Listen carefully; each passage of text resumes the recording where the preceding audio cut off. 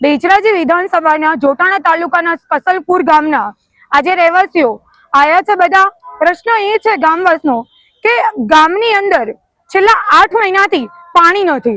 જોવાની વાત છે કે પશુ હવાડા બધા ખાલી છે, એના સિવાય ગામના રહીશો માટે પાણી નથી. ગામના લોકો એક ગામથી બીજા ગામ આજુબાજુના જોટાણા પ્રોપરમાં જઈને પાણી ભરીને આવે છે અને પોતાનું રોજિંદુ જીવન વિતાવે છે. આવો પ્રશ્ન છેલ્લા 8 મહિનાથી છે. એના માટે આજે ગામવાળા કલેક્ટર સાહેબને રજૂઆત માટે આવ્યા હતા. કલેક્ટર સાહેબનો કેવો રિસ્પોન્સ છે આ બાબતે? કલેક્ટરશ્રીએ અમને એવું આશ્વાસન આપ્યું છે કે અમે ટૂંક સમયની અંદર તમારો પ્રશ્નનું સમાધાન કરીશું.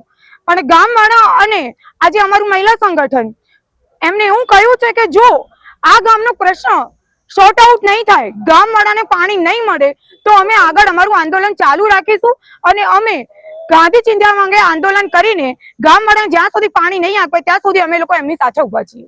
પાણી નહીં આપવા બાબતે એમને કોઈ વાત કરી તમને?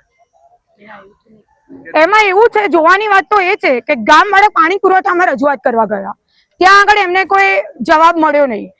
એ લોકોએ લેખિત બી રજૂઆત કરી, વર્બલી બી રજૂઆત કરી, ચાલુ એમએલએ સાહેબને બી રજૂઆત કરી.